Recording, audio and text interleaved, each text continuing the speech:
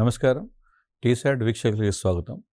తెలంగాణ రాష్ట్ర public service commission నిర్వహిస్తున్నటువంటి group 1 ప్రిలిమ్స్‌లో Telangana రాష్ట్ర ప్రభుత్వ విధానాలకు సంబంధించినటువంటి అంశాలను చర్చిస్తున్నాం. గత ఎపిసోడ్‌లో అనేక విషయాలు చర్చించాం. ఈ ఎపిసోడ్‌లో తెలంగాణ వెనుకబడిన తరగతుల సంక్షేమానికి సంబంధించి ముఖ్యంగా చేనేత విధానం మీద ఈరోజు మనం ఈ అంశాన్ని చర్చిస్తున్నాం. ప్రశ్నలు జనరల్‌గా మనకి వెనుకబడిన తరగతుల సంక్షేమానికి సంబంధించి ప్రధానమైనటువంటి కార్యక్రమాలు ఏవైతున్నాయో తెలంగాణ రాష్ట్ర ప్రభుత్వము ప్రవేశపెట్టినటువంటి కార్యక్రమాలు ఇంకా 2014 నుండి 2022 వరకు అనేక రకాల కార్యక్రమాలు వెనుకబడిన తరగతుల కోసం చేపట్టడం జరుగుతున్నది. సో వాటిని పరీక్షలో కూడా అనేక విధాలుగా అడగడం జరుగుతుంది. సో కాబట్టి ప్రిలిమ్స్లో కూడా మనకి ఈ చేనేత విధానం మీద అనేక ప్రశ్నలు రావడం, అంటే కేవలం ప్రిలిమ్స్ గ్రూప్ 1 ప్రిలిమ్సే కాకుండా మిగతా అన్ని రకాల పోటీ పరీక్షల్లో కూడా ఈ సంక్షేమ యంత్రాంగం మీద తప్పనిసరిగా ప్రశ్నలు వస్తాయి కాబట్టి వాటిని చూస్తాం.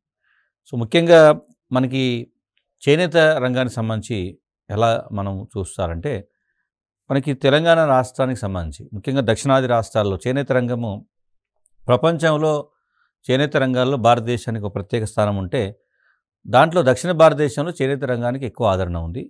అది ముఖ్యంగా దక్షిణాది రాష్ట్రాల్లో మనకి తమిళనాడుతో పాటు ఆంధ్రప్రదేశ్, ఉమ్మడి ఆంధ్రప్రదేశ్లో చేనేత వస్త్రాలకి ఎక్కువగా డిమాండ్ ఉండేది. కాబట్టి అదే పరంపర తెలంగాణ రాష్ట్రం, ఉమ్మడి ఆంధ్రప్రదేశ్ నుంచి తెలంగాణ రాష్ట్రం ఏర్పడిన తర్వాత కూడా చేనేత రంగానికి అదే ఆదరణ కొనసాగుతుంది.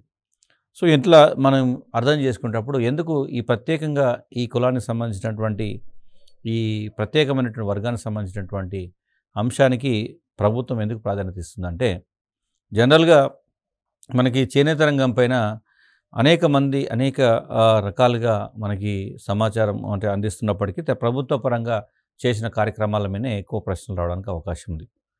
సో ఈ చేనేత కార్మికులు ఎక్కువ మంది ఈ ఆధారపడడం, అదేవిధంగా మనకి చేనేత వర్గాలకు సంబంధించిన సమస్యలు ఎక్కువగా చర్చలోకి రావడం, రైతుల తర్వాత ఎక్కువగా ఆత్మహత్యలు జరిగింది చేనేత కులానికి చెందిన వాళ్ళు కావడం. సో ఈ నేపథ్యంలో ప్రభుత్వం చేనేతకు అనేక రకాలుగా సహాయాన్ని అందించేటువంటి ప్రయత్నం చేస్తున్నది. సో దీంట్లో కొన్ని స్టాటిస్టికల్ డేటాను కూడా కొంత ఉపయోగించుకోవాలి. సో ముఖ్యంగా చేనేత రంగానికి సంబంధించి కొన్ని సొసైటీస్ ద్వారా ప్రభుత్వం వారికి సహాయాన్ని అందిస్తుంది. చేనేత కార్మికులకి చేనేత సహకార సంఘాల ద్వారా సహాయాన్ని అందిస్తుంది. ప్రస్తుతం రాష్ట్రంలో 615 చేనేత అంటే ప్రభుత్వం చేత గుర్తించబడ్డటువంటి వాటిని మాత్రమే ఇక్కడ మనం పరిగణలోకి తీసుకుంటాం. సో 615 చేనేత సహకార సంఘాలు ఉంటాయి. దాంట్లో వేర్వేరు మళ్ళీ రకాలు ఉంటాయి. 259 నూలు, అదేవిధంగా 33 పట్టు, 44 ఉన్ని సొసైటీలు ఉంటే, అదేవిధంగా 157 పవర్లూమ్ సొసైటీలు, అదే ఇతర 122 ఇతర సొసైటీలు. ఓవరాల్గా మనకి ఎగ్జామ్స్కి సంబంధించి చెప్పేటప్పుడు ప్రభుత్వం చేత గుర్తించబడ్డటువంటి చేనేత సహకార సంఘాలు 615 అనేది అంతవరకు గుర్తుపెట్టుకోవాలి. సో అదేవిధంగా ఈ రంగాన్ని అభివృద్ధి చేసుకోవడం కోసం ప్రభుత్వం అనేక వ్యూహాలను ఎంచుకుంటుంది. దాంట్లో ఒకటి కార్పొరేషన్ల ఏర్పాటుకు సంబంధించి ముఖ్యంగా ఒక 2 కార్పొరేషన్లు ఏర్పాటు చేసింది. 2018లో చేనేత మరియు జౌలి రంగాల అభివృద్ధి కోసము ఒక 2 కార్పొరేషన్లు ఏర్పాటు చేశారు. కాబట్టి ఎప్పుడు ఏర్పాటు చేశారు అంటే 2018లో చేశారు. అంటే ఒక సపరేట్గా అంటే ప్రొఫెషనల్గా మారిన పరిస్థితులు తగ్గట్టుగా ఈ రంగాన్ని అభివృద్ధి చెందించాలంటే వాటికి ఒక కార్పొరేషన్ ఏర్పాటు కావాలి. కాబట్టి చేనేతకు అదేవిధంగా జౌలి రంగాల అభివృద్ధి కోసం 2 కార్పొరేషన్లు ఏర్పాటు చేశారు. సో దాంట్లో రాష్ట్ర చేనేత అభివృద్ధి సంస్థ, అదేవిధంగా రాష్ట్ర మరమగ్గాల జౌలి అభివృద్ధి సంస్థ, అదేవిధంగా ఈ 2 సంస్థల ద్వారా మనం ఒక్కొక్క కార్పొరేషన్కి దాదాపు 5.10 కోట్ల క్యాపిటల్ను, మూలధనాన్ని అందించడం జరుగుతున్నది. సో ఇది ఒక రకంగా చెప్పాలంటే మనకి ఈ సొసైటీస్కు సంబంధించినటువంటి ఈ అంశాలలో మనకి కొన్ని పాలసీలు కూడా గుర్తుపెట్టుకోవాలి. అంటే ఈ వర్గాలకు సంబంధించి ముఖ్యంగా 2017 నుంచి 22 వరకు టెక్స్టైల్ మరియు అపెరల్ విధానం అనే ఒక విధానాన్ని ప్రభుత్వం ప్రవేశపెట్టింది. సో దాన్ని ఆ పాలసీని దీంట్లో మనం అర్థం చేయాలి. అంటే ఎగ్జామ్స్కి సంబంధించి చెప్పేటప్పుడు చేనేత రంగాన్ని ఒక పాలసీ ప్రకారం అభివృద్ధి చెందిస్తున్నారు. ఆ పాలసీ పేరు ఏంటంటే టెక్స్టైల్ మరియు అపెరల్ పాలసీ అంటాం. 2017 నుంచి 22 అంటే 5 ఇయర్స్ ప్లాన్ ఇది. ఇది పంచవర్ష ప్రణాళికల ద్వారా ఆ మాదిరిగా దీన్ని అభివృద్ధి చెందిస్తున్నారు.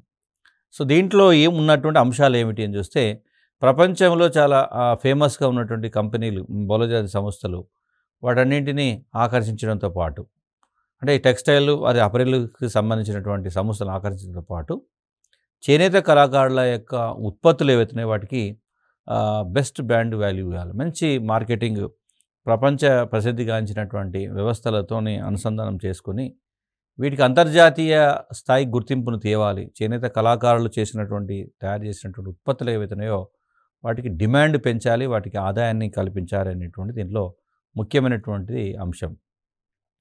సో, దీనికి ఏం చేయాలి అన్నప్పుడు కొన్ని ఆధునిక పద్ధతుల్లో ఆధునిక వ్యవస్థను ఏర్పాటు చేయాలి కాబట్టి 5 కొత్త టెక్స్టైల్ పార్కులను ఏర్పాటు చేయడం. అదేవిధంగా మనకి మరొక 5 అంతర్జాతీయ, అదేవిధంగా ఒక 50 డొమెస్టిక్ కంపెనీల్లో పెట్టుబడులు ఇవి తీసుకురావడం ఈ పాలసీలో. అంటే వాటికి సంబంధించి అంటే ఆర్థిక సహాయాన్ని అందించడం, ఆ పార్కులు ఏర్పాటు చేయడం, ఇవన్నీ ఒక పార్టు. ముఖ్యంగా క్వెషన్స్ అడిగేటప్పుడు ఈ కాకతీయ మెగా టెక్స్టైల్ పార్క్ ఈ మధ్య స్టార్ట్ చేశారు. అది వరంగల్‌లో ఏర్పాటు చేసినారు. కాబట్టి దానికి అదేవిధంగా సిరిసిల్లలో టెక్స్టైల్, అపెరల్ పార్కు ఈ 2 కూడా చాలా ముఖ్యమైనటువంటి ఎగ్జామ్స్‌కి సంబంధించి చెప్పేటప్పుడు వరంగల్ అండ్ సిరిసిల్ల ఈ 2 జిల్లాల్లో ఏర్పాటు కాబడుతున్నటువంటి మొదలైనటువంటి వాటి మీద మనకి పరీక్షల్లో రావడానికి అవకాశం ఉంటుంది.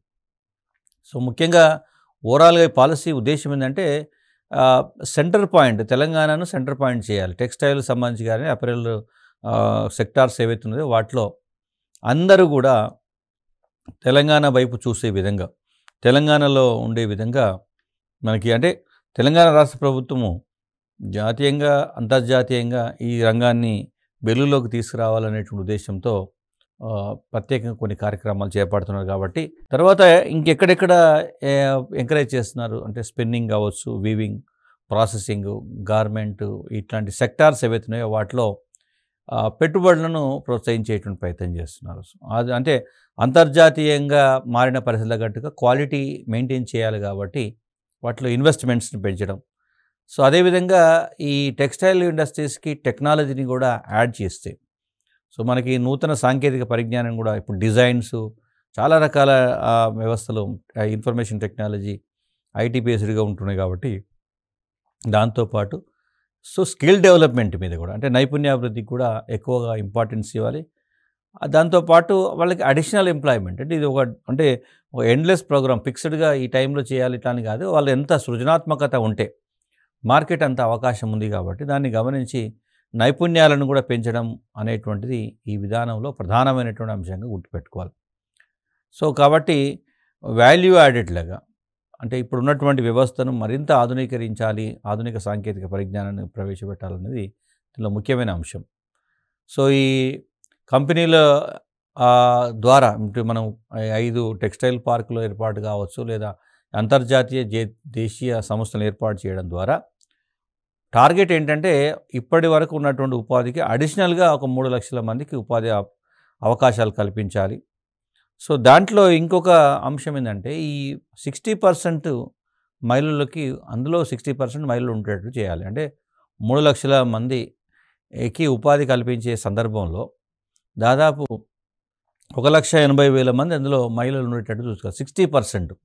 60% మహిళలు ఉండాలి అనేటువంటిది ఈ పాలసీలో మామూలుగా అందరూ జనరల్గా ఇట్లాంటివి కొన్ని ప్రశ్నలు రావడం కావచ్చు. మీ గతంలో ఎక్కడైనా కానీ 33.5% అని అంటారు. కానీ ఇక్కడికి వచ్చేసరికి 60% మహిళలకు ఉండాలి అనేటువంటి నిబంధన ఉంది. అంటే చేనేత రంగంలో మహిళలు ఎక్కువగా పాల్గొంటున్నారనే విషయం దీనిలో గుర్తుపెట్టుకోవాలి. అదేవిధంగా మనకి ఇప్పటివరకు ప్రతి చేనేత కార్మికునికి లభిస్తున్నటువంటి వేతనం సగటు వేతనం ఏదైందో అది దాదాపు 50% పెరిగేటట్టు చర్యలు చేపట్టాలి. అంటే ఈ పాలసీలో ఉన్నటువంటి విషయం. అదేవిధంగా మనకి ప్రతి పవర్ లూమ్ ఏదైతుందో ఇప్పుడు రాష్ట్రంలో ఉన్న ప్రతి పవర్ లూమ్ కూడా మోడర్నైజ్ చేయాలి, ఆధునీకరించి వారికి కార్మికుల యొక్క కనీస ఆదాయము 30% పెరిగేటట్టు చూసుకోవాలి. ఈ పవర్ లూమ్లో పనిచేసేటువంటి కార్మికులు ఎవరైతే ఉన్నారో వారి ఆదాయము అట్లీస్ట్ 30% పెరిగేటట్టు చూసుకోవడం. అదేవిధంగా ఇంకొక అంశం, ఇవన్నీ కూడా ఫ్యాక్ట్ బేస్డ్ కాబట్టి ఇవి ప్రశ్నలుగా ఈ కింది వాటిలో టెక్స్టైల్ అపెరల్ పాలసీ 2017-22కు సంబంధం లేని అంశం ఏది అని అడుగుతారు. సో, సంబంధం ఉన్న అంశాలన్నీ కూడా మనం జాగ్రత్తగా చూడాలి. అదేవిధంగా రాష్ట్రంలో ఉత్పత్తి అవుతున్నటువంటి వస్త్రాలు ఏవైతే ఉన్నాయో వాటిలో అట్లీస్ట్ ఒక 20% అనే ఎక్స్‌పోర్ట్ జరగాలి. విదేశాలకు ఎగుమతి చేయాలనేటువంటి నిబంధన కూడా ఇందులో ముఖ్యమైనటువంటి అంశం. ఇదంతా ఫ్యాక్ట్స్. సో, వీటి మీద క్వెషన్స్ రావడానికి అవకాశం ఉంటుంది. సో, ఒకవేళ మనం ఎక్స్‌పోర్ట్ ఓరియెంటెడ్‌లో దీన్ని డెవలప్ చేయాలంటే కొన్ని అంటే కొత్త పరిశ్రమల ఏర్పాటుకు అనువుగా కొంత ఎంకరేజ్‌మెంట్ ఉండాలి. అదేవిధంగా ఇప్పటికే ఉండేటువంటి పరిశ్రమలను మోడర్నైజ్ చేయడం, అదేవిధంగా వాటి ఎక్స్‌టెన్షన్‌కి సరైనటువంటి సహాయాన్ని అందించడం అనేది ఇది ముఖ్యమైన అంశం. అదేవిధంగా మనకి పెట్టుబడి, వాటి ఇన్వెస్ట్‌మెంట్ కావచ్చు, వాటిని మేనేజ్‌మెంట్ చేయడం, ఇట్లాంటి వాటికి సహాయం అందించడంతో పాటుగా మౌలిక సదుపాయాలను కల్పించాలి. అదేవిధంగా కార్మికులకి వారి నైపుణ్యాన్ని పెంపొందించే విధంగా శిక్షణ అందించాలనేది దీంట్లో ముఖ్యమైన అంశం. దాంతో పాటుగా ఆర్థిక సాయాన్ని అందించడం, అదేవిధంగా సబ్సిడీలు, రాయితీలు ఇవ్వడం అనేటువంటిది మరొక అంశం. అదేవిధంగా ఈ పరిశ్రమల ఏర్పాటుకు టెక్స్టైల్ అపెరల్ పరిశ్రమల ఏర్పాటుకు సంబంధించినటువంటి భూమిని TSIACs ద్వారా ఇండస్ట్రియల్ ఇన్ఫ్రాస్ట్రక్చర్ కార్పొరేషన్ ద్వారా వారికి అందించడం, దాంతోపాటు పరిశ్రమల ఏర్పాటు ఫలితంగా జరిగేటువంటి కాన్సిక్వెన్సెస్ ఏవైతున్నాయో, పర్యవసనాలు ఏవైతున్నాయో వాటిలో ముఖ్యంగా ఈ వేస్టేజ్ ఏదైతుందో వాటిని అంటే వేస్ట్ మేనేజ్మెంట్ అంటాం, వ్యర్థాల యొక్క నిర్వహణ. సో, వాటికి సంబంధించి అదేవిధంగా రీసెర్చ్ అండ్ డెవలప్మెంట్ మీద కొన్ని ఇన్ఫ్రాస్ట్రక్చర్ను ఏర్పాటు చేయడం. అదేవిధంగా కొన్నిసార్లు కొన్ని పెద్ద పెద్ద పార్కులు ఏర్పాటు చేసినప్పుడు అక్కడ పనిచేసేటువంటి కార్మికులకి అక్కడనే నివాసం ఏర్పాటు చేసేటట్టు, సిబ్బందికి అవసరమైనటువంటి మౌలిక సదుపాయాలు ఏవైతున్నాయో ఆ పార్కుల్లోనే ఏర్పాటు చేయడం అనేది కూడా దీనిలో ముఖ్యమైన అంశం. సో, ఇది ఒక ఇంటిగ్రేటెడ్ పాలసీ లాగా, అంటే ఆధునిక సమాజంలో ఆధునిక ప్రపంచానికి అవసరమైనటువంటి అంశాలను దీంట్లో దృష్టిలో పెట్టుకొని ఇవన్నీ చేస్తున్నారు కాబట్టి ఇంటిగ్రేటెడ్ కాన్సెప్ట్లో అన్ని సమస్యలకి ఒక శాశ్వత పరిష్కారం జరగాలనేటువంటి దీంట్లో ముఖ్యమైన విషయం. కార్మికులకు ఏం చేస్తారంటే ట్రైనింగ్ ఇవ్వడం, స్కిల్ డెవలప్మెంట్ పైన ఎక్కువగా ఫోకస్ చేయడం. అదేవిధంగా మనకి ఒకవేళ కనుక ఒక సంస్థ ఎవరైనా ఆ సంస్థలో పనిచేసే కార్మికులకి ఇంకా ట్రైనింగ్ ఇస్తే ప్రభుత్వం ఒక్కొక్క కార్మికునికి శిక్షణ ఇచ్చినందుకు గాను ₹3,000 శిక్షణ రాయితీని కూడా వాళ్ళకి అందించేటువంటి ప్రయత్నం చేస్తుంది. అంటే ఇది ఎంత ఒక ఇంటిగ్రేటెడ్ పాలసీ లాగా కార్మికులకు అదనపు ఆదాయాన్ని సమకూర్చే విధంగా, నైపుణ్యాలను పెంపొందించే విధంగా సంస్థలు కనుక పాటుపడితే వారికి అదనంగా ఆర్థిక సాయం ప్రభుత్వం అందిస్తుంది అనేటువంటిది ఈ పాలసీలో ఉన్నటువంటి మరొక ముఖ్యమైన అంశం. దాంతోపాటుగా ఇప్పుడు ముఖ్యంగా ఈ చేనేత వస్త్రాల్లో డిజైన్ కానీ వాటి డెవలప్మెంట్ సంబంధించి ఆ ఏరియాలో కనుక శిక్షణ ఇస్తే వారికి దాదాపు 75% వరకు ఆర్థిక సాయం, ఆల్మోస్ట్ అలా 1 crore వరకు, మ్యాక్సిమం లిమిట్ 1 crore వరకు. సో, వాళ్ళు ఎంత దాని మీద ఖర్చు పెడతారో దాంట్లో ముఖ్యంగా డిజైన్స్, అదేవిధంగా డెవలప్మెంట్స్ అంటే ట్రైనింగ్, అంటే ఇదంతా ఈ పాలసీలో ఈ ముఖ్యమైన అంశం ఏంటంటే రాబోయే రోజులలో ముఖ్యంగా ఆధునికంగా చాలా మార్పులు వస్తున్నాయి. ప్రజల యొక్క ఆలోచన విధానము, జీవన విధానము, quality of life, luxurious life ఇవన్నీ కూడా చాలా వేగంగా మారుతున్నాయి కాబట్టి దానికి తగ్గట్టుగా చేనేత రంగంలో కూడా మార్పులు రావాలి, వారు కూడా మరింత వేగంగా మారిన పరిస్థితులు తగ్గట్టుగా అనుసరణ చెందాలి అనేటువంటి ఉద్దేశంతో ఈ శిక్షణకు, నైపుణ్య అభివృద్ధికి అధిక ప్రాధాన్యత ఇస్తుంది. అట్లా పరిశ్రమలు కనుక వాటికి పాటుపడితే వాటికి 75% వరకు రాయితీ అంటే అందించడం కావచ్చు, లేదంటే మ్యాక్సిమం ₹1,00,00,000 వరకు ఆర్థిక సాయం చేయడం కావచ్చు. అట్లా కాకుండా కొన్నిసార్లు ఇప్పుడు కొన్ని ఆల్రెడీ ఎగ్జిస్టింగ్ ఉన్నటువంటి సంస్థలు కావచ్చు, లేదా కొత్త సంస్థల్లో కార్మికులకు కనుక శిక్షణ ఇస్తే ఒక 50% వరకు, లేదంటే గరిష్టంగా ₹20 లక్షల వరకు పెట్టుబడి సాయం చేయడం. అదేవిధంగా ఈ కొత్తగా దీంట్లోకి వచ్చినటువంటి కార్మికులు ఎవరైతే ఉన్నారో వారికి ఒక 45 days 45 రోజుల వరకు శిక్షణ అందించడం. దీనికోసం ఒక్కొక్క కార్మికుని పైన సగటున దాదాపు 7,500 ఖర్చుకి ప్రభుత్వమే భరించే ప్రయత్నం చేయడం. అదేవిధంగా వీళ్ళు ఒక సంవత్సరం పాటు వేరు వేరు సంస్థలలో పనిచేసే విధంగా వాళ్ళతో అగ్రిమెంట్ చేసుకోవడం ఇవన్నీ కూడా ఈ పాలసీలో ఉన్నటువంటి అంశాలు. సో, ఇక్కడ దాంతో పాటుగా ముఖ్యంగా దీన్ని ఒక ఆధునిక రంగంగా ఒక మోడర్న్ సెక్టార్‌గా తీర్చిదిద్దే ఉద్దేశ్యంతో దీంట్లో చేనేత వస్త్రాల డిజైనింగ్ గానీ, లేదా ఫ్యాషన్ డిజైనింగ్‌లో డిగ్రీ అదేవిధంగా డిప్లొమా కోర్సులను గూడా మనకి దానికోసం ప్రత్యేకంగా ఒక చేనేత శిక్షణ సంస్థను కూడా ఏర్పాటు చేయాలి. సో, అన్ని రకాల రంగాలలో ఆధునిక పద్ధతులు వస్తున్నప్పుడు దీంట్లో కూడా ఒక ప్రొఫెషనలిజం ఉండాలి కాబట్టి అట్లా చేయడం. అదేవిధంగా ఇక డ్వాక్రా గ్రూపులకు లేదా సెల్ఫ్ హెల్ప్ గ్రూపులకు ఎట్లయితే ఆర్థిక సాయం అందుతుందో అదేవిధంగా చేనేత కార్మికులకు కూడా పావలా వడ్డీ రుణాలను అందించడం అనేది దీంట్లో ముఖ్యమైన అంశం. అదేవిధంగా మనకి నూలుపై ఇప్పుడు ఇస్తున్నటువంటి రాయితీ ఏదైతే ఉందో కేంద్ర ప్రభుత్వము 10% మనకి ఇస్తున్న నూలుపై అదనంగా 40% రాయితీని రాష్ట్ర ప్రభుత్వం ఇస్తుంది. కాబట్టి ఓవరాల్‌గా 50% ఈ నూలుపై రాయితీ అందుతున్నది. అదేవిధంగా కెమికల్స్ కానీ దాంట్లో ఉపయోగించేటువంటి కలర్ డైలు కానీ వాటికి కూడా దాదాపు ఇదే ప్రపోర్షన్‌లో కేంద్ర ప్రభుత్వం ఒక 10%, రాష్ట్ర ప్రభుత్వం 40% అని మొత్తం మీద 50% అందుతున్నది. అదేవిధంగా చేనేత వ్యక్తిగత రుణాలకు సంబంధించి మనం గతంలో రైతులకు రుణమాఫీ పథకం అమలు చేశారు. సిమిలర్‌గా చేనేత కార్మికులకు కూడా వ్యక్తిగతంగా చేసినటువంటి రుణాలు ముఖ్యంగా చాలామంది ఆ రుణాలను తీర్చలేక ఆత్మహత్యలు చేసుకున్న సందర్భం ఉంది కాబట్టి అప్పులు వాటిని రుణమాఫీ పథకాన్ని కూడా అమలు చేస్తారు. దాంతో పాటుగా ఇంకో ముఖ్యమైన అంశం ఏంటంటే ఇప్పుడు చేనేత ఉత్పత్తులు ఏవైతే ఉన్నాయో వారు తయారు చేసిన వస్త్రాలను ప్రభుత్వమే కొనుగోలు చేయడం అనేది దీంట్లో అతి ముఖ్యమైన అంశం. ఇప్పుడు అందుకే చాలా సందర్భాల్లో బతుకమ్మ చీరలు, యూనిఫామ్లు ఇవన్నీ కూడా ప్రభుత్వము చేనేత కార్మికుల చేతనే ఎందుకు తయారు చేస్తున్నదంటే ఈ పాలసీ యొక్క ఉద్దేశం కూడా అదే. చేనేత వస్త్రాలన్నింటినీ కూడా ప్రభుత్వమే కొనుగోలు చేస్తుందనేటువంటి నమ్మకము గనుక కలిగించగలిగితే అంటే తప్పనిసరిగా కార్మికులు మరింత ఉత్సాహంతో పనిచేస్తారు కాబట్టి దాంట్లో గుర్తుపెట్టుకోవాలి. సో, దాంతో పాటుగా మనకి మార్కెట్ డిమాండ్ను తట్టుకునే విధంగా ఈ పవర్ లూమ్స్ ఏవైతే ఉన్నాయో వాటిని మరింత మోడర్నైజ్ చేయడం, దానికోసం అవసరమైనటువంటి ఆర్థిక సాయాన్ని ప్రభుత్వమే అందించడం కూడా దీనిలో ముఖ్యమైన అంశం. అదేవిధంగా కొన్ని ఆర్డర్ల కనుక ఎక్కువ మొత్తంలో వస్తే వాటికి సపోర్ట్ చేసే విధంగా ఒక 20% నూలుపై 20% వరకు రాయితీని ఇవ్వడం.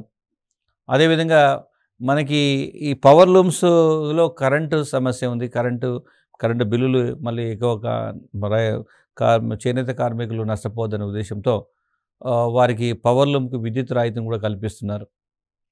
సో, అదేవిధంగా ప్రభుత్వ అవసరాల కోసము మనకు ముఖ్యంగా ఈ పవర్ లూమ్స్ ద్వారా తయారైనటువంటి వస్త్రాలని ప్రభుత్వ అవసరాల కోసం ఎక్కువగా ఉపయోగిస్తున్నారు. అదేవిధంగా ఈ పవర్ లూమ్‌లో పనిచేసేటువంటి చేనేత కార్మికులకి నైపుణ్యాన్ని పెంచడం కోసం శిక్షణ చేపట్టడం.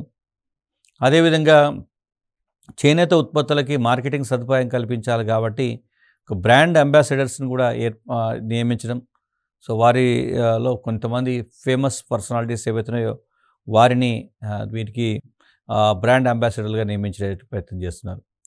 సో, మొత్తం మీద చూస్తే చేనేత వస్త్రాలకి ఒక ప్రపంచ స్థాయిలో ఒక గుర్తింపు తీసుకురావడం అనేది దీంట్లో ప్రధానమైన అంశం. సో, దీంట్లో ఫ్యాషన్ డిజైనర్లు అదేవిధంగా వారి యొక్క కోఆపరేషన్స్ ఏదైతుందో వాటన్నింటితో నూతన న్యూ మోడల్స్ ఏవైతున్నాయో వాటిని వెలుగులోకి తీసుకొచ్చి ఆ రంగం ద్వారా వారికి మాత్రమే ఆదాయాన్ని కల్పించడమే కాకుండా నూతనంగా అంటే ప్రజల యొక్క ఆలోచనల విధానం తగ్గట్టుగా కొత్త కొత్త డిజైన్లతో వస్త్రాలు కనుక ఉత్పత్తి చేయగలిగితే అటు ప్రజల అవసరాలు తీర్చినట్టయితుంది, అదేవిధంగా వారి ఆదాయం పెంచినట్టయితుంది. కాబట్టి దాని మీద ఎక్కువ కాన్సన్ట్రేట్ చేస్తున్నారు. అదేవిధంగా ముఖ్యంగా ఈ చేనేత రంగం ఎదుర్కొంటున్నటువంటి సమస్యలు ఏంటంటే ఆ ఉత్పత్తులకు సరైనటువంటి మార్కెటింగ్ సదుపాయం లేదు.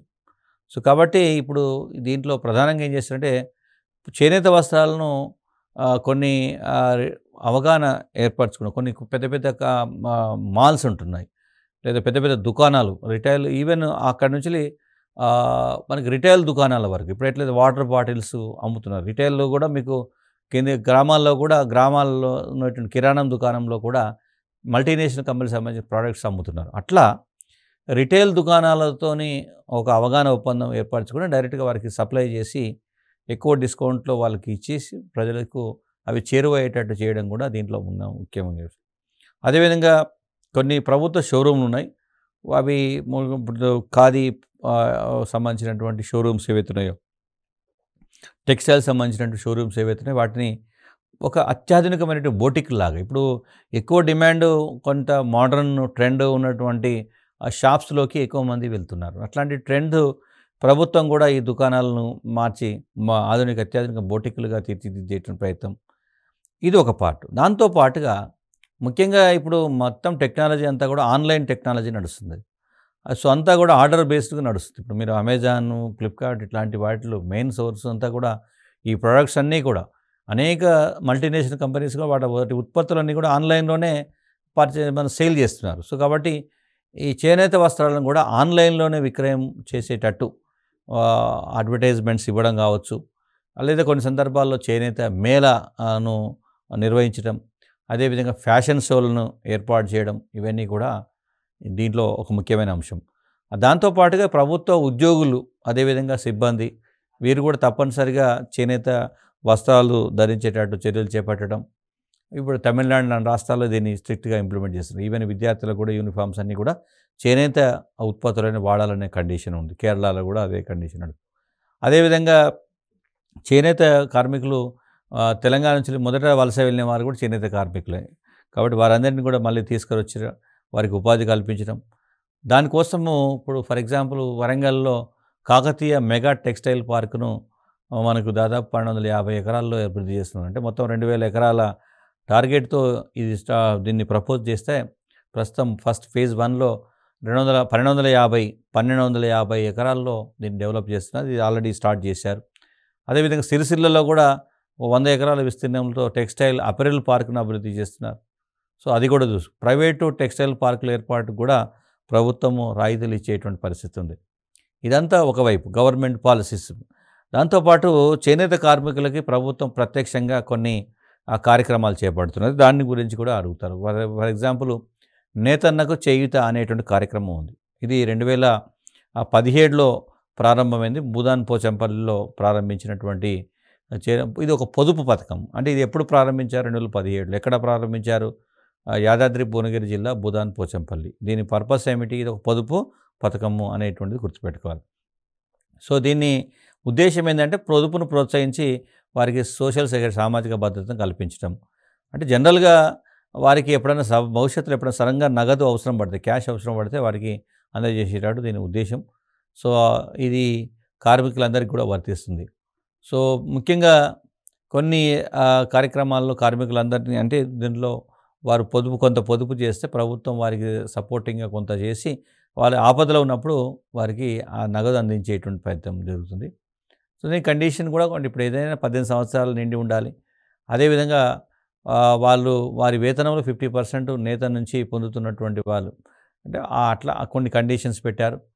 వాళ్ళు ఏం చేయాలంటే ప్రతి నెల కూడా వారి వేతనాన్ని బయటికి చెప్పి, సో దాంట్లో 2 రకాలుగా స్కీమ్స్ ఉంటాయి. RD1, RD2 అని ఉంటుంది. వాటికి సంబంధించి వాయిదాలు, నెలవారీ వాయిదాలు కనుక వాళ్ళు చెల్లిస్తే దానికి తగ్గట్టుగా ప్రభుత్వం కొంత ఆర్థిక సాయం చేస్తుంది. అకౌంట్స్ చేస్తారు. సో దీంట్లో చేనేత కార్మికుడు వాళ్ళు చేసేటువంటి దాంట్లో 2 అకౌంట్స్ ఏర్పడతారు. ఒకటి రికరింగ్ డిపాజిట్ RD అకౌంట్ 1 అంటాము, RD అకౌంట్ 2 అంటాం. నేషనలైజ్డ్ బ్యాంక్స్లో వీటిని 2 ఓపెన్ చేసి ఖాతా చేస్తారు. సో ఖాతా నుంచి ఫస్ట్ ఏం చేస్తారంటే ఖాతాదారుని యొక్క వేతనం నుంచి 8% RD1లోకి ఖాతా జమ అవుతుంది. తర్వాత లబ్ధిదారుడు జమ చేసినటువంటి దానికి రెట్టింపుగా అంటే 16% RD2లో అకౌంట్లో జమ అవుతుంది. సో అది ఎంకరేజ్మెంట్ అన్నట్టు. RD1లో వాళ్ళు 8 రూపాయలు కనుక డిపాజిట్ వేతనం నుంచి వేస్తే 16 రూపాయలు RD2 రికరింగ్ డిపాజిట్ 2 అకౌంట్లో 16 రూపాయలు జమ అవుతాయి. ఈ 2 ఖాతాల వ్యవధి దాదాపు 3 సంవత్సరాలు అంటే 36 నెలలు అనుకుంటాం.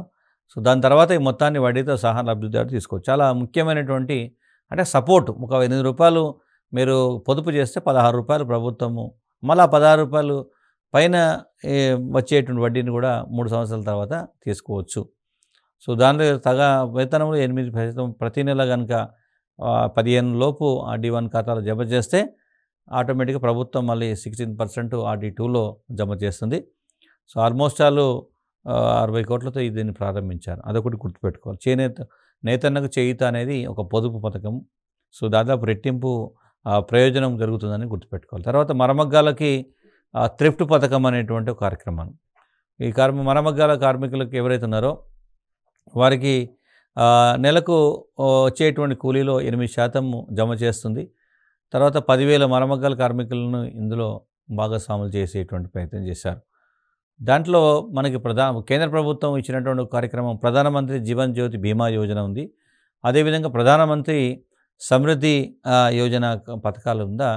వీటికి ఈ 2 పథకాల కింద మనకి లబ్ధిదారునికి దాదాపు 80,000 అంటే 80 అంటే ఇక్కడ గుర్తుపెట్టుకోవాల్సింది ఏంటంటే 80 చొప్పున అంటే రూ. 80 చొప్పున దాదాపు 7,200 మంది లబ్ధిదారులకి దాదాపు 5.76 లక్షల రూపాయలను ప్రభుత్వం చెల్లించింది. అంటే ఇది ఎగ్జామ్స్లో ఇలా ఉండదు. బట్ అంటే ఎన్ని రూపాయలు అనేది కాకుండా ముఖ్యంగా చేనేత కార్మికులకు సంబంధించి కేంద్ర ప్రభుత్వము ఈ కింది వాటిలో ఏ కార్యక్రమాన్ని అమలు చేస్తుంది రాష్ట్రంలో అన్నప్పుడు అది గుర్తుపెట్టుకోరు. ప్రధానమంత్రి జీవన్ జ్యోతి బీమా యోజన, అదేవిధంగా ప్రధానమంత్రి సమృద్ధి యోజన, ఇవి 2 కూడా దీనికి సంబంధించి.